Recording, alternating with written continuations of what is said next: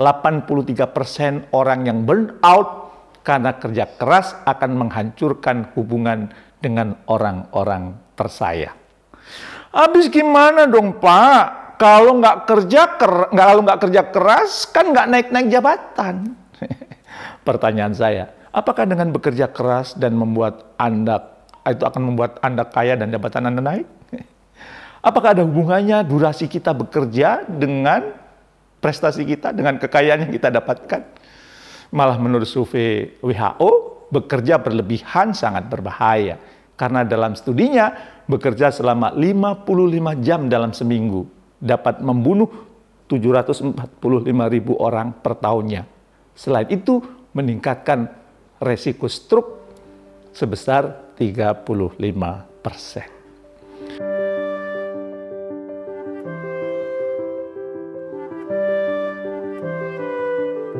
Assalamualaikum warahmatullahi wabarakatuh.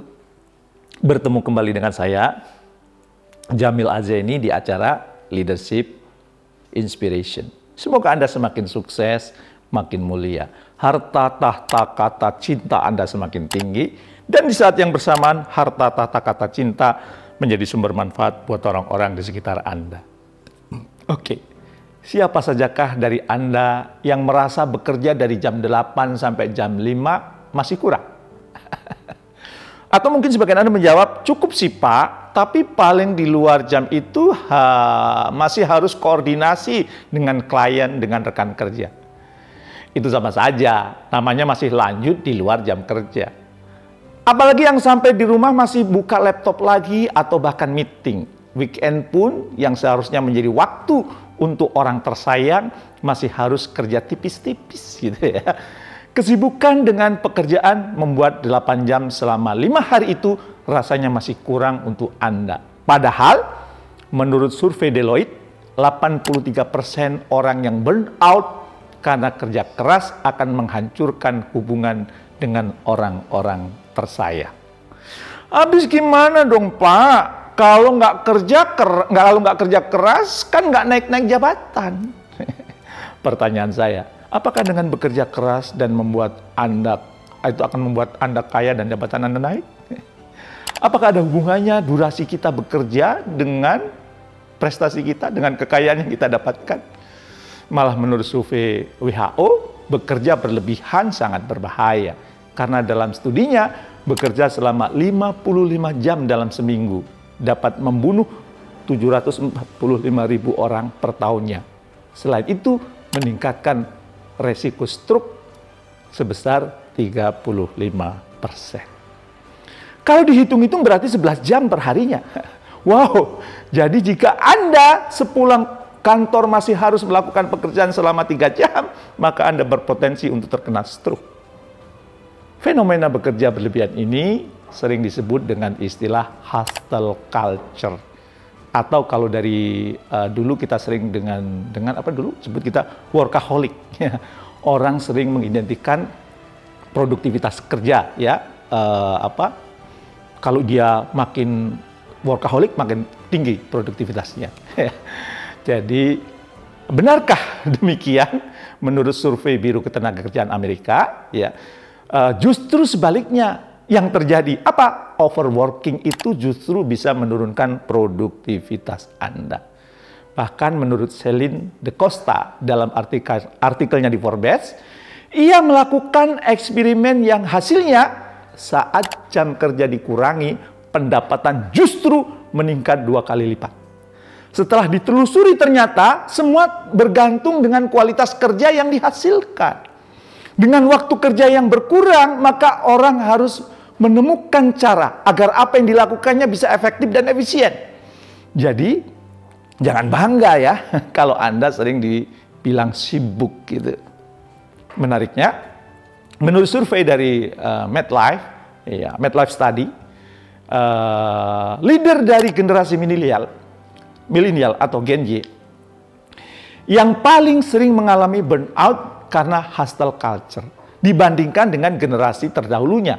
Oleh karena itu, Gen Z sebagai generasi setelahnya yang baru memasuki dunia kerja menolak kerja keras, ya, menolak keras budaya tersebut. Bahkan menurut survei ya dari Randstad Work Monitor tahun 2022, pada wilayah Eropa ya, dan Amerika menunjukkan Gen Z lebih baik menganggur daripada tidak bahagia di tempat kerja. Akhirnya, sebelum yang bersangkutan memutuskan untuk resign, sangat mungkin memutuskan untuk quiet quitting ya. Apa itu? Quiet quitting itu sudah saya bahas di video-video sebelumnya. Silakan Anda tonton ya. Nah, sebagai gerakan anti hustle culture, mereka lebih senang dengan strategi slow hustle. Apa itu? Sebuah strategi jangka panjang di mana seseorang dapat mengatur ritme kerjanya, tetap menjaga ritme dengan konstan, layaknya orang yang sedang berlari maraton, namun sesekali tetap perlu sprint. Ya, tidak maraton terus ya. Jadi maraton untuk jangka panjang dan sprint untuk proyek-proyek jangka pendek. Tapi bagaimana memulai strategi slow hustle ini? Langkah pertama, tanamkan mindset slow down to speed up. Maksudnya apa? Selama ini kita terbiasa terburu-buru ya dan menggunakan ritme sprint setiap harinya. Terlihat sibuk namun tidak produktif. Kata guru saya, sibuk for nothing. Ya, karena memang sejatinya sibuk berbeda dengan produktif. Karena memang faktanya ritme sprint ini membutuhkan banyak energi sehingga membuat Anda lebih cepat merasa lelah. Apabila Anda lelah, tentu tidak dapat menampilkan performa terbaik Anda. Menurut moto Angkatan Laut, ya, slow is smooth. Smooth is fast. Dengan kita bergerak secara konsisten dan tidak terburu-buru, kita bisa lebih mindful. Memiliki waktu yang cukup untuk memikirkan impact secara lebih luas dari pekerjaan kita. Dan kita juga dapat memperlihatkan rasa empati kita terhadap tim dan rekan kerja. Karena kita bekerja mindful ya dan tidak terdistrak oleh banyak hal, maka meski terlihat lambat, namun hasilnya jauh berlipat. Terlihat pelan, namun lebih produktif. Apabila mindset Anda telah diarahkan ke sini, maka kita bisa lanjut ke langkah berikutnya. Yaitu langkah kedua apa? Perjelas goals dan values yang Anda miliki dalam hidup. Kita hidup bukan untuk bekerja, melainkan bekerja adalah bagian dari kehidupan. Dengan Anda telah memperjelas goal dan values Anda dalam kehidupan yang sementara ini, maka Anda perlu menemukan snaps ya atau keterkaitan antara apa yang Anda kerjakan dengan value Anda. Contohnya ya, visi hidup saya itu adalah menginspirasi 25 juta orang lebih dan 10.000 diantaranya menjadi trainer, leader, entrepreneur yang hidupnya semakin sukses mulia. Salah satu value saya adalah menginspirasi. Bagi saya hidup adalah menginspirasi. Bagi saya menginspirasi bukan hanya profesi, namun aktivitas yang saya lakukan untuk mewujudkan visi hidup saya. Dengan demikian, saya menjalani profesi sebagai inspirator adalah untuk tanggung jawab saya ya bisa berkontribusi di negeri ini. Saya ingin membawa perubahan melalui berbagi inspirasi. Bukankah Said Qutb pernah berkata, satu peluru hanya bisa menembus satu kepala, tapi satu kata bisa menembus jutaan kepala. Saya ingin menginspirasi jutaan kepala warga Indonesia supaya kehidupan mereka semakin sukses, makin mulia.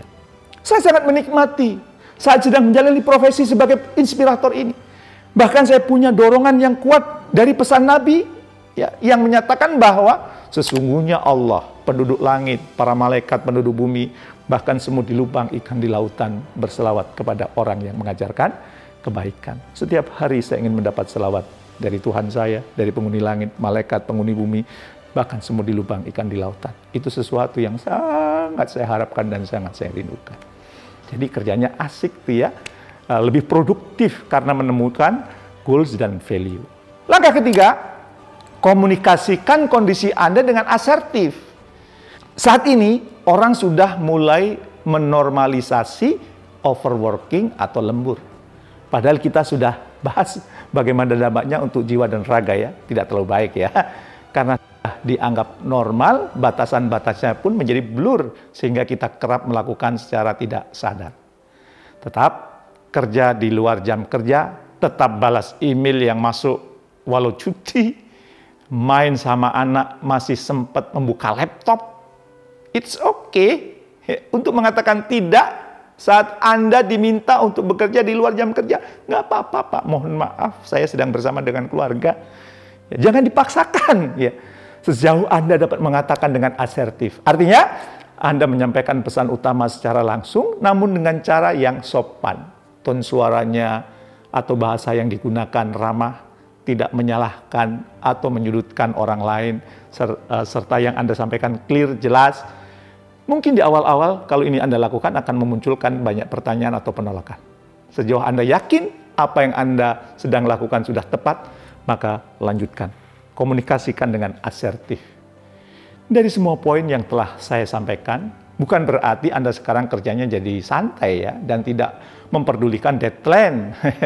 Karena pasti deadline ada keterkaitannya itu dengan hajat tim kita, hajat hidup orang-orang di sekitar kita, dan juga hajat perusahaan. Sekarang Anda perlu bekerja secara cerdas. Dengan waktu yang mungkin tidak banyak, Anda perlu mengelola pekerjaan Anda agar dapat selesai dengan efisien. Ya, tip dari saya, yang ini juga saya praktekkan ya, manfaatkan the power of 4 hours of work. Apa maksudnya? Kita fokus ya, bekerja dengan waktu yang pendek 4 jam. Karena menurut penelitian, dalam sehari kita sebenarnya hanya bisa meluangkan 4 jam untuk bekerja secara optimal. Optimal ya. Luangkan waktu setidaknya selama 4 jam sehari, di mana Anda bebas dari distraksi ya, untuk dapat deep thinking ya. Biasanya ini untuk tugas yang memang tidak butuh komunikasi atau perlu koordinasi dengan orang lain. Anda telah melakukannya dan mendapat informasi yang dibutuhkan, Anda bisa melakukan fokus yang 4 jam itu. Be mindful dengan apa yang sedang Anda kerjakan dan output apa saja yang Anda ingin dapat, mindful di situ.